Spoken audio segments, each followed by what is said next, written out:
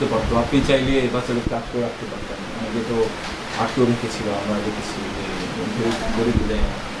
তো আপনি নিজেই হাতে নিয়ে গেলেন, এখন আপনার 3জন ছোটো বাচ্চা, 2জন সন্তান রয়েছে, বিষয়টি আসলে কীভাবে বলবেন এবং ওই দিনের স্মৃতি কীভাবে আপনাকে বলে দেন? আসলে আমি তো বিএনপিও বুঝি না, আওয়ামী লীগও বুঝি না, জামাতও বুঝি না, কিন্তু আমার আমার প্রত্যেক দিনের কান্না ছিল।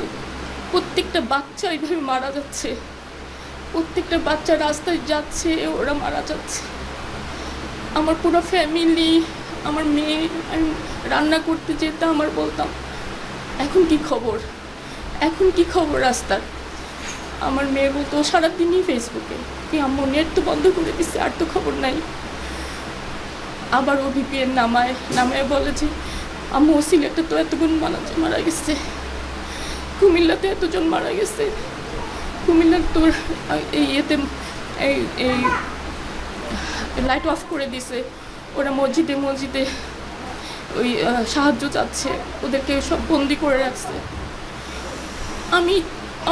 আমার কলেজাটা ছাড়খাড় হয়ে যেত, আমি ছিন্ন ভিন্ন হয়ে যেতাম। তখন ভাবতাম এই বাচ্চাগুলো আমাদের দেশের জন্য কত কষ্ট করতেছে, মারা যাচ্ছে, অথচ আমরা ঘরে বসে আছি। আমাদের মাদের এখন ঘরে বার হওয়া উচিত। আমি চিন্তা করতাম যে আমার মেয়েটা সারাক্ষণই বলতো আমরা চলো যাই, আমরা কেন যাচ্ছি না। আমার ছোটো ভাইয়ের মেয়েটা, ও তো সারাক্ষণই চাচ্ছি চলো যাই, আমাদের যাওয়া উচিত। আমরা তাহলে বিবেকের কাছে কি জবাব দিব। ঘটনার দিন 2টার সময় আমার ছোট যা, ও বলতেছে শিখাপা চলেন আমরা যাই। আমি হ্যাঁ চলো যাই। এখন আমার বাচ্চা তো আগে থেকেই আবদুল্লাহ, ও তো উই ওয়ান জাস্টিস লিখছে, একটা প্লেকার্ড লিখছে, ও আগে থেকেই আমি আন্দোলনে যাব। ওকে কোনোভাবেই ওর বোনটা ওকে 1 ঘন্টা বুঝাইছে, বাবা ভাইয়া তুমি যেও না, তুমি ঘরে থাকো, আমরা আসতেছি। ও যাবেই। ওর ছোট চাচু তো আরও বেশি এই ব্যাপারে ও যাবেই, কোনোভাবেই ওকে মানানো গেল না। আমার ছোটো চাচা বলতেছে শিখাপা ওকে নিয়ে না। আমি বলছি না ঠিক আছে, আমি ওকে বাসটা ঘুরাই নিয়ে চলে আসবো, ওকে ওই পর্যন্ত নিব না। কিন্তু আমি তো আসলে লং মার্চে গিয়েছিলাম, আমি তো আসলে বিজয় মিছিলে চাইনি। আমি ওকে ভাবছিলাম যে ওকে সামনে থেকে ঘোরাই নিয়ে চলে আসবো, বাসায় রেখে যাব। কিন্তু ওখানে গিয়ে আমি পরিস্থিতি দেখে ওই কথার মনেই হয় না যে ওকে বাসায় নিয়ে চলে আসি। ও আনন্দ করতেছিল, সবাই স্লোগান দিচ্ছিল, ও স্লোগান দিচ্ছিল, সবাই ছবি তুলতেছিল, মজা করতেছিল, কেউ চকলেট বিলি করতেছিল, কেউ যে পানি, জিরা পানি, কোক, ফান্টা, এগুলো সবাই মজা করে বিলি করতেছিল। ভাবছি যে দেশ বুঝি স্বাধীনই হয়ে গেল। আমি ওর বাবাকে ফোন দিলাম, দেখো এই প্রজন্ম চলে যাবে, এক প্রজন্ম থেকে আরেক প্রজন্ম চলে যাবে, তুমি এই দৃশ্য দেখবা না, তাড়াতাড়ি আসো দেখে যাও। ও গেল, ওর জন্য ওয়েট করলাম। ও গেল, ওই উপরে একটা যে ইয়ের সাথে একটা লোহার ব্রিজ আছে, ওই ব্রিজের উপরে বসলো, আর নামে না ওরা। আমি নিচে দাঁড়িয়ে আছি, আর আমার ফ্যামিলির সবাই তো গেছে, ওর চাচারা, ওর বোনেরা, ওর ভাইয়েরা, সবাই। কেউ তো বাসায় ছিল না, শুধু ওর দাদু বাসায় ছিল। ওইখানেই সবাই আমরা, ওর বোনরা ভাইরা ওর একটু আগে হাঁটতে হাঁটতে এয়ারপোর্টের দিকে গেছে, আর ওইখানেই ছিল। ওরা 4 জন ওখানে বসা ছিল। তারপর আমি বললাম যে তোমরা নামো, আর থাকতে ভালো লাগতেছে না, আমরা এবার চলে যাই। ও বলতেছে না, ওর বাবা আমাকে একটু ধমকিয়ে সুরেই বললো ও নামতেছে না, আমি কি করব। আমি বলি তোমরা নামো, তোমরা যদি না নামো আমি একাই চলে যাব। তারপর আমি দাঁড়িয়ে থাকলাম। এর মধ্যেই তো এই ঘটনা। আমি পিছন দিয়ে বোঝার চেষ্টা করলাম আসলে কি কেউ গুলি করছে, কেন গুলি করবে। আমি পিছনে তাকিয়ে বোঝার চেষ্টা করলাম, দেখি যে ওভারব্রিজে অনেক মানুষ, তাদের গায়ে কিছু নাই কিন্তু হেলমেট পরা। আমি ভাবছি ওরাই বুঝি ওই করতেছে। তারপরে সামনে গিয়ে তাকিয়ে দেখি আমার ছেলে হঠাৎ করে পড়ে গেল। ওর বাবার হাতেই ছিল, পড়ে গেল। আমি ভাবছি হয়তো হাট থেকে পড়ে গেছে।